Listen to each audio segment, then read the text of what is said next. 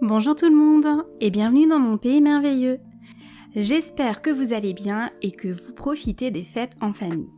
On se retrouve aujourd'hui pour la vidéo de mise en place de mon Bujo pour 2023. Pour ne pas que la vidéo dure une éternité, j'ai déjà prédessiné le feutre noir dans mon bullet journal et il ne nous reste plus que la mise en couleur à faire ensemble. En fait, je trouvais beaucoup plus sympa et intéressant de vous montrer comment je m'y prends pour préparer mon setup en amont plutôt que de simplement le dessiner avec vous. Ça changera un peu et ça vous permet aussi de voir l'envers du décor. Avant de commencer, je voulais vous parler de ma lecture du moment, la méthode bullet journal par Ryder Carroll, dont vous avez forcément entendu parler. S'il y a un livre à avoir sur le bullet journal, c'est bien celui de son créateur. Ça fait vraiment longtemps que j'envisageais de le lire et je n'en suis pas du tout déçue. Pourtant, vous voyez que je ne l'ai pas du tout terminé, j'en ai à peine lu 80 pages. C'est très compliqué en ce moment de me dégager un peu de temps, car si vous me suivez sur Instagram, vous avez pu voir mes aventures suite à la construction de ma maison, qui me prennent beaucoup de temps. Mais vraiment, je l'aime beaucoup et j'ai quand même hâte de continuer ma lecture. En réalité, c'est par ça qu'on devrait commencer avant de se mettre au Bujo. J'envisage même de vous faire une vidéo spécifique où je vous présente ce livre en vous partageant mes extraits préférés.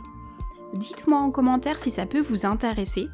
En tout cas, il est vraiment très bien et je vous le conseille vivement. Il est découpé en plusieurs chapitres, la préparation, le système, la pratique, l'art et la manière et un clap de fin. Il y a quelques schémas dedans et beaucoup d'informations intéressantes. Donc dites-moi en commentaire si vous voulez en savoir plus sur ce livre. Après ma lecture du moment, je voulais vous montrer comment je m'y prends pour préparer mon Bujo. C'est quelque chose que j'utilise tous les mois et que vous avez pu entreapercevoir dans une de mes vidéos précédentes. Il me semble que c'était le mois de juin 2021 sur le thème de la musique, si vous voulez voir un exemple en cours de mois. Mais aujourd'hui, c'est pour mon setup que je vous ouvre ce second carnet qui me sert un peu de carnet de brouillon où je note toutes mes idées pour mon Bujo pour me les sortir de la tête avant de les valider. J'avais envie de commencer un nouveau carnet en même temps que mon Bujo également car j'arrivais presque à la fin du précédent. Et en tournant la vidéo, je me rends compte que les deux carnets sont assez bien assortis. C'est un pur hasard mais je trouve ça super cool. Alors voilà comment j'ai commencé à préparer mon setup. D'abord, je me suis noté toutes les anciennes pages que j'ai déjà pu tester, des idées que j'ai trouvées à droite à gauche. L'idée c'était ici de vraiment tout lister sans réfléchir, pour venir y piocher mes pages finales ensuite. J'ai pas envie de créer 1 million de pages pour n'en utiliser qu'une ou deux. Pour moi, il est important de bien réfléchir à ce dont j'ai besoin et ce que je vais utiliser. Dans un premier temps, je note donc tout et je me décide ensuite. C'est quelque chose que j'ai fait sur plusieurs jours afin d'avoir le temps de réfléchir entre deux et aussi d'avoir un œil neuf avant de prendre ma décision. J'ai également fait des tests de couleurs. Avant même de choisir mon thème, parfois certaines couleurs m'inspirent une ambiance ou certains washi me permettent de choisir un thème en particulier. Je regroupe donc tout ici afin d'enclencher le mode réflexion et de faire travailler mon imagination. Vous verrez qu'au final, je n'ai pas du tout utilisé de washi pour ce setup. Toutes les idées que je note dans mon brouillon ne sont pas forcément retenues, elles me permettent juste de faire des tests avant de me décider.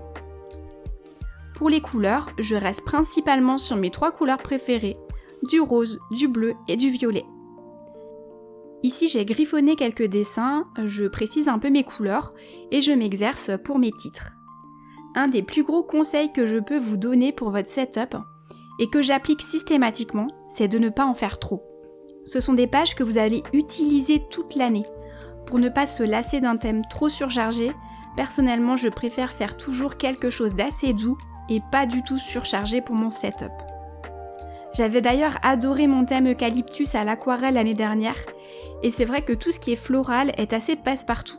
Donc j'ai décidé de rester dans cette thématique et je suis partie sur des petits dessins de plantes. Cette fois, j'ai pas pris des tons trop vifs, mais pas trop pastel non plus. En fait, ils sont assez neutres et j'adore ça. Ensuite, je viens sélectionner mes pages pour ce setup. Je choisis dans ma première liste ce qui va m'être utile. J'ai d'abord surligné les thématiques que je voulais regrouper pour ordonner mes pages. et je viens ensuite les numéroter dans l'ordre dans lequel je veux les positionner dans mon Bujo. Enfin, je me prépare un mini aperçu de chaque page. J'aime bien ne pas partir directement d'une page blanche pour effacer sans cesse ce qui ne me convient pas et recommencer. Donc je me prépare un petit plan de chaque double page qui me permet d'avoir un aperçu et de voir si l'ensemble me convient et est cohérent avant d'attaquer le vif du sujet dans mon Bujo. Vous verrez ensuite que mon plan ressemble assez bien au résultat final, même si parfois j'adapte un petit peu en cours de route. À la fin, j'utilise aussi ce brouillon pour réorganiser certaines pages, comme par exemple mon organisation type pour les vidéos YouTube, que je voulais un peu modifier pour l'adapter mieux à mes besoins. Et voilà, vous avez maintenant vu comment je m'organise pour préparer mon setup, ou même mes pages mensuelles par la suite. Je vous propose maintenant de nous plonger dans mon Bujo pour 2023. Comme dit, j'ai déjà préparé le feutre noir afin de gagner un peu de temps. Il ne nous reste plus que la mise en couleur à préparer ensemble. On commence par la page de couverture, très sobre, où j'inscris uniquement la nouvelle année avec un texte en plein milieu. Vous pouvez très bien adapter avec votre citation préférée. Je vous conseille de faire le dessin complet au crayon de papier et de coller un washi tape au milieu ensuite lorsque vous dessinez au feutre noir. C'est beaucoup plus simple pour ne pas déformer votre texte. On attaque ensuite par les pages plus ou moins classiques. On a donc un index où j'ai dessiné des plans des deux côtés afin d'encadrer un peu mon futur texte.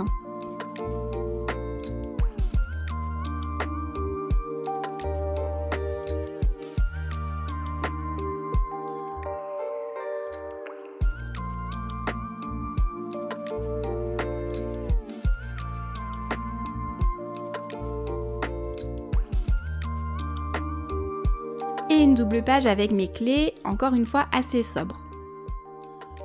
C'est vrai que j'ai parfois tendance à mélanger des titres en anglais et en français, donc dans mon setup, j'ai décidé de noter mon titre en noir, en français, et le fond en couleur sera lui noté en anglais. Autre page classique du bullet journal, c'est le futurlog, ou calendrier. J'ai donc pris 2 doubles pages pour y inclure les 12 prochains mois de 2023. Alors c'était pas évident de faire rentrer cette idée d'un petit calendrier sur le dessus avec une ligne par jour ensuite en dessous, mais j'ai réussi tout pile à tout caser. J'ai un Bujo classique en taille A5, donc si vous voulez faire pareil, calculez bien si vous avez la même taille que moi. D'ailleurs mon Bujo est un archer en olive pour cette année, vous trouverez les références en description de la vidéo.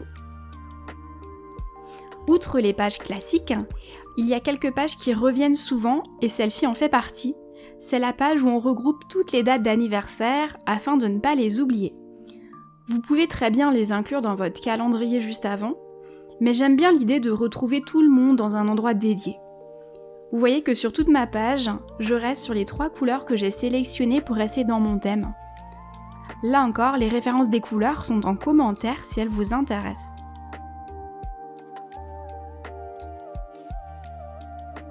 Ensuite, double page avec mes objectifs d'un côté. Ils sont séparés en objectifs personnels et en objectifs vis-à-vis de mes vidéos, d'Instagram, de mon blog et de tout ce qui touche à Moi Wonderland. Sur le côté droit, j'avais envie d'ajouter un calendrier lunaire. Alors cette fois-ci, je déroge un peu aux couleurs que j'ai choisies pour rester quand même dans des tons jaunes orangés. J'avais pris l'habitude d'intégrer un calendrier lunaire à chaque calendrier mensuel, donc j'avais envie de l'ajouter cette année dans les pages de mon setup. J'ai encore une fois eu un peu de mal à intégrer tous les mois sur la droite. Faut vraiment bien calculer avant de passer au feutre noir, mais là ça rentre tip top et je suis trop contente du résultat. Je me suis intégré une double page un peu particulière, puisqu'elle va me permettre de suivre l'avancement du chantier de la maison. C'est une page que j'avais ajoutée en cours d'année dans mon Bujo de 2022, mais il me semble pas que je l'avais partagée avec vous. Elle me permet vraiment de planifier tout ce à quoi il faut penser pour la maison dans les prochains mois. Elle m'a été vraiment très utile cette année, donc j'ai tout simplement repris à l'identique la même page pour 2023. Encore une double page qui est coupée en deux ensuite. Donc côté gauche, on repart sur une liste d'idées cadeaux. J'ai un peu délaissé le côté plus graphique et illustré que j'avais en 2022 pour partir sur une liste que je trouve beaucoup plus pratique. Côté droit, j'inclus à nouveau un tracker des produits soins du corps. J'aime bien me noter quand j'ouvre chaque nouveau produit pour garder en tête combien de temps il me dure tout simplement. Donc là, c'est une page qui m'a beaucoup servi l'année dernière aussi et que je reprends cette année. C'est une checklist de voyage. Donc côté gauche, je regroupe tout ce qu'il ne faut pas oublier pour partir, que ce soit en voyage ou même en week-end dans la famille. Ensuite, je n'ai juste qu'à venir relire ma liste et adapter en fonction de ce que j'ai besoin pour tel ou tel voyage. C'est super utile pour ne rien oublier. À droite, je garde un espace dédié au prochain voyage que je veux faire ou même aux prochaines sorties, que ce soit pour une journée, un week-end ou même plus. La double page suivante concerne tout ce qui est culture. À gauche, je me note une petite liste des films ou séries à voir, qu'on me conseille par exemple, mais aussi des livres que je veux lire suite à un article que j'ai lu et qui m'a plu, ou à une publication Instagram qui m'a donné envie de lire un livre en particulier. J'en profite pour ajouter un petit tracker lecture. L'idée ici, c'est de regrouper les livres que je vais lire en 2023. En général, je me fixe 16 lectures par an. J'y suis presque cette année puisque j'en regroupe 15, donc c'est tout à fait faisable pour moi.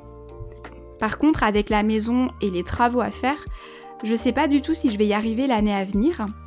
Donc pour le moment, j'ai juste préparé 8 cases, et si ça fonctionne bien, je créerai simplement une nouvelle page plus loin dans mon Bujo en cours d'année.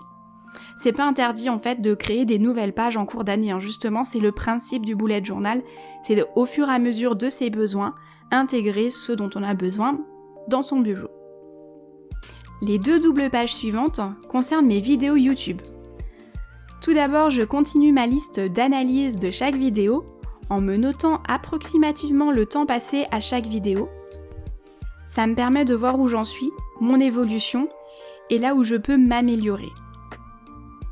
Je me garde un petit tracker d'abonnés à droite, c'est toujours sympa d'avoir un visuel dédié de tous les réseaux en même temps d'un seul coup d'œil au même endroit. Et la deuxième double page, donc c'est mon organisation type vis-à-vis de mes vidéos. J'ai un petit peu modifié les étapes, mais l'idée reste exactement la même. Créer une seule vidéo est très long, donc découper en étapes et les prévoir tout au long de la semaine est beaucoup plus facile à gérer. Le travail paraît moins volumineux et c'est beaucoup plus motivant et satisfaisant de voir qu'on avance. Donc ça c'est vraiment quelque chose que vous pouvez retenir pour tout. Là je l'applique à mes vidéos YouTube, mais quand vous avez des gros projets, découper les tâches c'est très important pour voir que vous avancez. Et c'est surtout plus motivant que d'avoir une grosse tâche qui vous paraît interminable. En lien avec ça, je me suis préparé une page d'idées où je vais regrouper des idées de photos pour Instagram, de vidéos pour YouTube ou même de nouveaux articles pour le blog. D'ailleurs, si vous voulez ajouter des idées sur cette liste, je vous laisse à vos commentaires pour me faire part de ce qui vous intéresserait pour cette nouvelle année. À droite, plus ou moins en lien aussi, c'est la liste de tout ce que je dois prendre en photo pour vous les présenter, sur mon Instagram principalement. Alors souvent lors de nouveaux achats, j'ai pas toujours le temps tout de suite et ensuite j'oublie. Alors je suis comme tout le monde, j'oublie. Donc l'idée ici c'est de garder une trace de ce que je ne vous ai pas encore présenté pour vous le partager un petit peu plus tard. Dans la même lignée, je me suis créé une double page sur les collections que je veux compléter.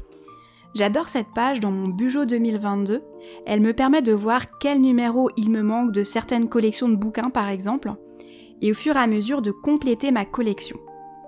J'ai gardé la même présentation que pour mon index, en créant une colonne de plantes de chaque côté.